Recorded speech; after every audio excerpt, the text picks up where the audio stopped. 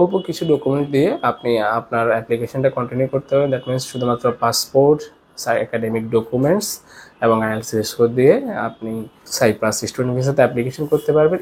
আসসালামু আলাইকুম, Mehedi Hasan, Brothers International Dhaka office থেকে বলছি। আশা করছি আল্লাহর অশেষ রহমতে সকলে অনেক বেশি ভালো আছেন, সুস্থ আছেন। আলহামদুলিল্লাহ, আমিও ভালো আছি। আজকে ইনশাআল্লাহ আমরা কথা বলবো সাইপ্রাসের অ্যাপ্লিকেশন করতে কী কী লাগে। দ্যাট মিনস আপনি যদি সাইপ্রাস স্টুডেন্ট ভিসাতে অ্যাপ্লিকেশন করতে চান, আপনার কী কী ডকুমেন্টস লাগে সেই বিষয়ে কথা বলবো। বিশ্বের অনেক দেশে অনেকগুলো ডকুমেন্টস লাগে অ্যাপ্লিকেশন করতে। সবচেয়ে চমৎকার বিষয় হচ্ছে সাইপ্রাসে অ্যাপ্লিকেশন করতে খুবই কম ডকুমেন্টস লাগে। সো প্রথমেই কী লাগবে, আপনার একটা পাসপোর্ট লাগবে, ভ্যালিড পাসপোর্ট। পাসপোর্টের বয়সটা যত বেশি থাকা যায় তত ভালো, 1 থেকে 2 বছরের ভ্যালিডিটি হলে সবচেয়ে ভালো আর কি সব মিলিয়ে। আর হচ্ছে ডকুমেন্টসের ভিতরে আপনার অবশ্যই একাডেমিক ডকুমেন্টস রাখবে, এসএসসি সার্টিফিকেট, এইচএসসি সার্টিফিকেট আর এসএসসি এইচএসসি মার্কশিট।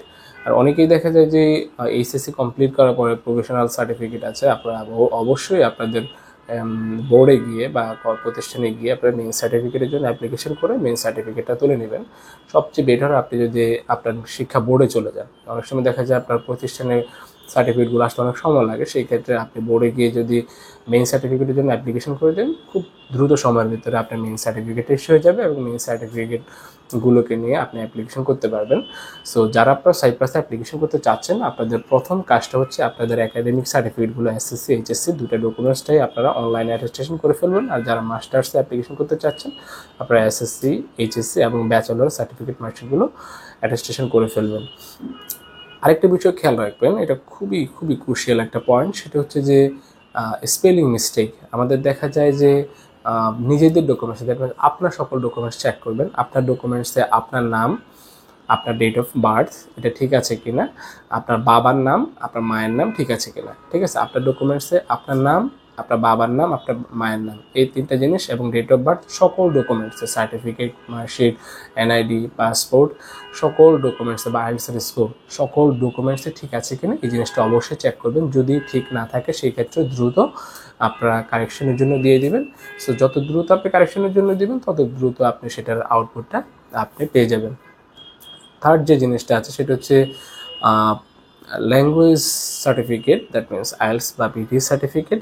আইএলটিএস বা পিটি অবশ্যই আপনাকে সাইপ্রাস অ্যাপ্লিকেশন করতে হলে অবশ্যই আপনাকে প্রোভাইড করতে হবে। আইএলটিএসের মিনিমাম রিকোয়ারমেন্টস হচ্ছে 5 ইংলিশ ট্র্যাকে ব্যাচেলারের বা মাস্টার্সের জন্য। আর যদি কেউ ফাউন্ডেশন কোর্স করতে চান, দ্যাট মিনস ল্যাঙ্গুয়েজ কোর্স করতে চান, তাহলে আপনাকে অবশ্যই 4 বা 4.5 পেতে হবে। সো আপনারা জাস্ট যদি 1 মাসেরও প্রিপারেশন নেন এখন থেকে, আপনারা চাইলে নেক্সট ইনটেক সেপ্টেম্বর ইনটেক 2025-এ সেপ্টেম্বর ইনটেকটা আপনারা স্মুথলি ধরতে পারবেন। ঠিক আছে, কারণ আইএলটিএস আসলে 5 পেতে খুব বেশি পরিমাণ টাইম দেওয়া লাগে না। আর যাদের বেসিক একেবারেই দুর্বল, আপনারা চাইলে 2 সপ্তাহ 3 সপ্তাহ টাইম নিয়ে পড়ে 4 বা 4.5 পেলে আপনি খুব স্মুথলি আপনার সাইপ্রাসের জার্নিটা শুরু করতে পারবেন। আর পিটি রিকোয়ারমেন্টসটা হচ্ছে 43 অ্যাবভ। 43 থেকে উপরে যদি থেকে থাকে সেই ক্ষেত্রে আপনারা চাইলে সাইপ্রাসে আপনাদের ফার্দার স্টাডি কন্টিনিউ করতে পারবেন। অথবা আপনি গুগলে গিয়ে সার্চ দিলেও আপনার হচ্ছে আইএলটিএস 5 এর ইকুইভ্যালেন্ট কত আছে পিটি, সেটা দেখলে সেই অনুযায়ী আপনারা প্রিপারেশন নিতে পারবেন। আর এমওআই দিয়ে অ্যাপ্লাই করা যায় কিনা মাস্টার্সে, এটা অনেকেই জিজ্ঞেস করেছেন।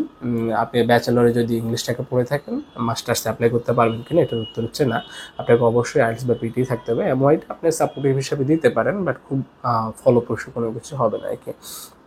আর হচ্ছে ইউনিভার্সিটি ওয়াইজ ডিপেন্ড করে আপনার কিছু ইউনিভার্সিটিতে সিভি লাগতে পারে, কিছু ইউনিভার্সিটিতে মোটিভেশনাল লেটার লাগতে পারে, তারপর হচ্ছে কিছু ইউনিভার্সিটিতে আবার ইউরোপার সিভি চায়।